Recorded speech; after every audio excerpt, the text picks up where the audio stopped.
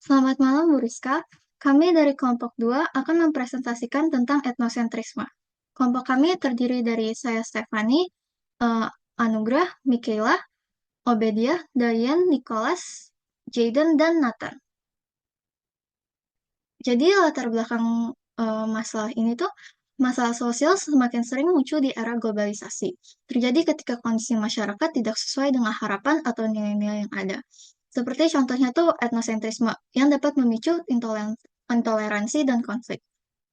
Contoh etnosentrisme ini bisa dilihat dalam anggapan budaya sendiri lebih baik dari budaya lain. Kami mengambil contoh peristiwa Wilmington.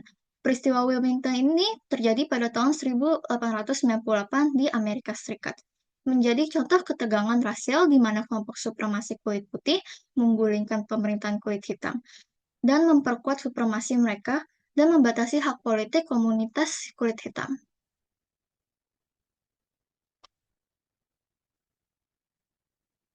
Pada kesempatan kali ini, kelompok kami akan membahas tentang bagaimana proses peristiwa Wilmington terjadi, bagaimana dampaknya peristiwa Wilmington itu terhadap masyarakat sekitar pada masa itu, dan bagaimana upaya yang dilakukan dalam mengatasi peristiwa Wilmington. Tujuan dari penelitian ini untuk mengetahui proses terjadinya peristiwa Wilmington, mengetahui dampak dari peristiwa Wilmington terhadap masyarakat sekitar pada masa itu, dan mengetahui upaya yang dapat dilakukan untuk mengatasi peristiwa Wilmington.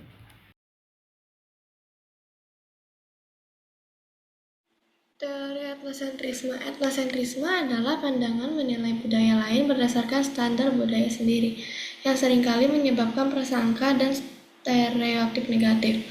Menurut William G. Sumner, melihat kelompok sendiri sebagai pusat sehingga budaya lain dianggap rendah. Etnosentrisme juga dapat memicu kesalahpahaman dan diskriminasi. Pendidikan multikultural penting untuk mengurangi dampak negatifnya dan mendorong pemahaman budaya yang inklusif. Selanjutnya ada teori identitas sosial. Tufte dan Turner tahun 1979 menyatakan bahwa individu memperkuat identitas kelompok dengan menganggap kelompok lain inferior sebagai bentuk etnosentrisme. Goodikins dan Kim tahun 2003 menambahkan bahwa etnosentrisme menghambat komunikasi antar budaya, menyebabkan kesalahpahaman dan ketegangan antar kelompok. Globalisasi memperkuat etnosentrisme di beberapa komunitas akibat ketakutan kehilangan identitas budaya. Berry tahun 1997 menyarankan pendidikan lintas budaya dan pendekatan inklusif untuk mengendalikan etnosentrisme, mengurangi konflik, dan mendorong integrasi sosial. Baik, selanjutnya saya akan melanjutkan dengan pembahasan tentang teori konflik. Nah, untuk teori konflik sendiri kita ambil dari pandangannya Karl Marx. Nah, dalam hal ini Karl Marx mengerti adanya ketegangan atau pertentangan antara kelompok-kelompok sosial akibat perbedaan dalam kekuasaan, status, maupun kepentingan. Nah, dalam konteks etnosentrisme sendiri, teori ini menjelaskan bagaimana perbedaan budaya dan identitas kelompok yang seringkali memunculkan konflik akibat adanya persepsi dominasi satu kelompok atas kelompoknya. Lalu, menurut teori konflik, etnosentrisme tidak hanya sekedar preferensi budaya, melainkan juga refleksi dari upaya kelompok untuk memperkuat posisi dan kekuasaannya dalam masyarakat. Misalnya, stereotip dan juga prasangka sosial seringkali dimanfaatkan untuk mempertahankan dominasi kelompok mayoritas dan marginalisasi kelompok minoritas. Lalu di dalam penelitian yang kami ambil pada topik ini, teori konflik juga bisa digunakan untuk memahami bagaimana etnosentrisme berkontribusi terhadap ketidakadilan, diskriminasi, dan ketegangan antar kelompok. Lalu untuk teori peristiwa. Peristiwa adalah momen yang menghubungkan individu dan komunitas dalam kehidupan, memengaruhi emosi, pembelajaran, dan pertumbuhan bersama.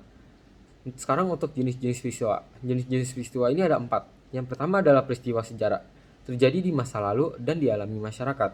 Yang kedua adalah peristiwa hukum, melibatkan masyarakat dan diatur oleh hukum. Lalu untuk peristiwa ketiga adalah peristiwa alam, terjadi secara alami. Lalu yang terakhir adalah peristiwa sosial, melibatkan interaksi antar individu. Untuk ciri-ciri peristiwa, yang pertama adalah peristiwa unik, hanya terjadi sekali dan tidak dapat diulang. Lalu untuk ciri-ciri peristiwa penting adalah membawa pengaruh besar bagi masyarakat. Untuk ciri-ciri peristiwa abadi adalah tetap dikenang dan tidak berubah. Salah satu contoh peristiwa ini adalah kerusuhan Sampit di Kalimantan Tengah sebagai contoh konflik etnis akibat etnosentrisme dipicu ketegangan antara etnis Dayak dan Madura. Selanjutnya itu hasil pembahasan. Dalam metode penelitian ini kami menggunakan metode sumber data, teknik pengumpulan data, dan analisa data. Sumber data yaitu data sekunder merupakan sekumpulan informasi yang telah ada sebelumnya dan digunakan sebagai pelengkap kebutuhan para peneliti. Data sekunder juga merupakan sumber data yang tidak langsung didapatkan dari objek melalui wawancara. Selanjutnya yaitu teknik pengumpulan data, di mana teknik pengumpulan data dilakukan dengan penginderaan jauh melalui sumber-sumber yang ada pada internet. Mencari referensi dan dokumentasi atau artikel sebelumnya dan analisis data, di mana analisis data adalah serangkaian proses yang bertujuan untuk mengkaji, mengelompokkan, menafsirkan, dan memverifikasi data agar memiliki nilai akademik, sosial, dan ilmiah. Teknik analisis data dapat dibedakan menjadi dua, yakni analisis data kuantitatif dan kualitatif. Pada penelitian ini, kami menggunakan pendekatan kualitatif. Menurut Miles dan Huberman, analisis data mencakup 4 langkah utama, yakni pengumpulan data, penyajian data, reduksi data, dan penarikan kesimpulan.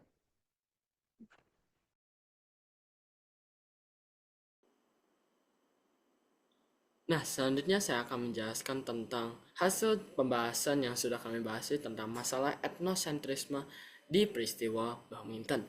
Nah, peristiwa Wilmington itu terjadi pada tanggal 10 November 1898. Ketegangan di Wilmington dipicu oleh meningkatnya kekuasaan dan pengaruh politik komunitas Afrika sampai Amerika di wilayah tersebut. Nah, terutama melalui Partai Fusionis yang menggabungkan Partai Republik yang banyak didukung oleh warga kulit hitam dan Partai Populis yang mewakili kepentingan petani. Wilmington pada saat itu memiliki populasi yang mayoritas kulit hitam dan mereka mulai mendapatkan pengaruh dalam dunia bisnis, pers, dan politik. Nah, namun supremasi kulit putih di wilayah selatan tidak puas dengan situasi tersebut.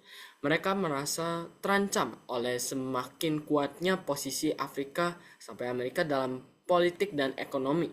Kelompok-kelompok kulit putih supremasis ini mulai menggalang dukungan dan mempersiapkan rencana untuk menggulingkan pemerintah dan yang dianggap mengancam status quo mereka. Nah, pada hari yang ditentukan, sekelompok besar orang kulit putih bersenjata yang dipimpin oleh politisi dan tokoh masyarakat setempat menyerbu Wilmington. Mereka menyerang kantor surat kabar atau kita sebut dengan The Daily Record, sebuah koran milik Amerika yang sering mengkritik diskriminasi rasial dan ketidakadilan. Mereka membakar gedung koran tersebut dan mengusir warga kulit hitam dari rumah mereka. Nah, dan membunuh banyak orang dan menyebabkan kekacauan di seluruh kota. Kudeta ini berhasil menumbangkan pemerintahan kota yang sah dan para penjabat baru yang berkulit putih pun segera menggantikan mereka.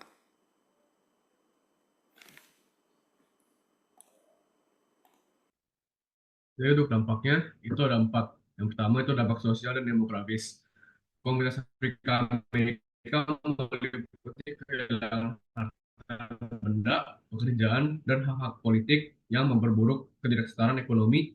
Banyak yang kehilangan akses terhadap pendidikan dan layanan dasar, serta mengalami pemikiran sosial yang lebih dalam, memperluas siklus kemiskinan, dan diskriminasi sistematis dalam masyarakat. Yang kedua itu ada dampak psikologis.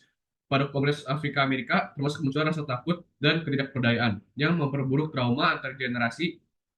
Ketidakadilan yang terus terjadi membuat mereka merasa kurang aman, baik secara fisik maupun mental, sehingga mempengaruhi kepercayaan diri dan rasa memiliki di lingkungan sosial mereka. Untuk ketiga, itu ada dampak politik. Ini ada penerapan Undang-Undang Jim Crow yang semakin ketat, membatasi hak politik kulit hitam melalui pemisahan ras dan aturan yang diskriminatif. Ini menghalangi mereka untuk berpartisipasi dalam pemilihan umum membuat mereka semakin terpinggirkan dari proses politik dan pengambilan keputusan. Yang terakhir itu ada dampak ekonomi. Dampak ekonomi bagi komunitas kulit hitam itu kehilangan kemajuan ekonomi yang sebelumnya telah dicapai.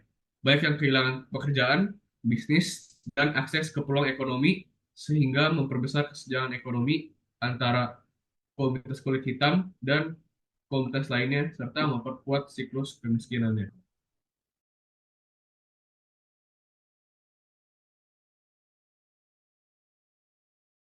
Kemudian saya akan menjelaskan mengenai kesimpulan yang sudah kami simpulkan mengenai etnosentrisme. Etnosentrisme adalah kecenderungan alami manusia untuk menilai budaya lain berdasarkan standar budaya sendiri.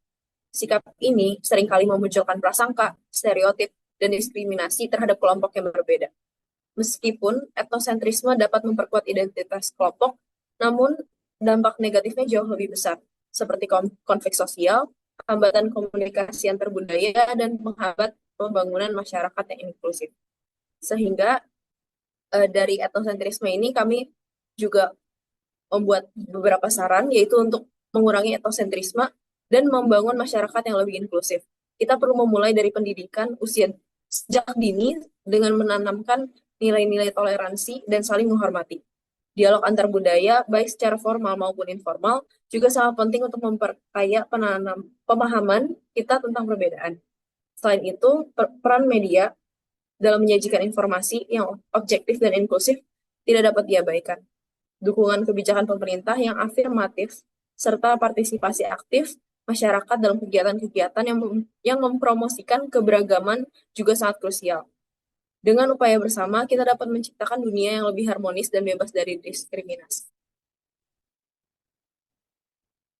Sekian dari presentasi kami. Terima kasih.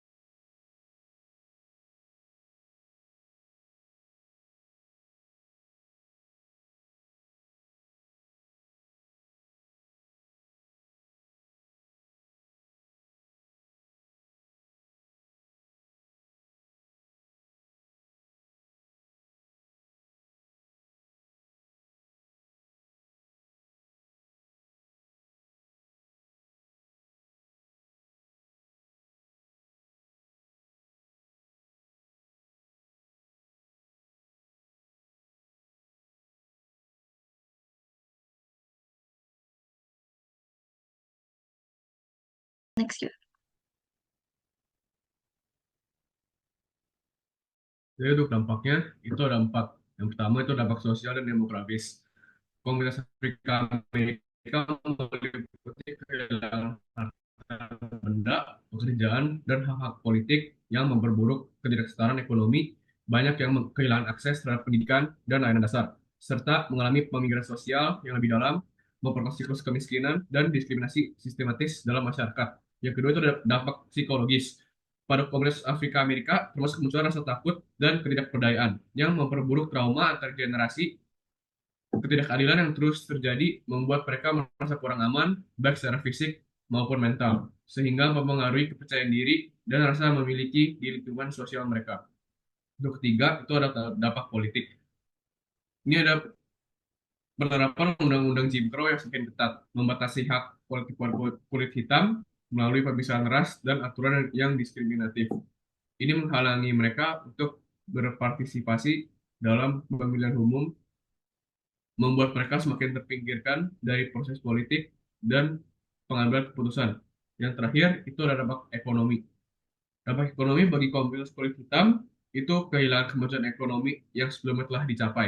Baik yang kehilangan pekerjaan, bisnis, dan akses ke peluang ekonomi sehingga memperbesar kesenjangan ekonomi antara komunitas kulit hitam dan komunitas lainnya serta memperkuat siklus kemiskinannya.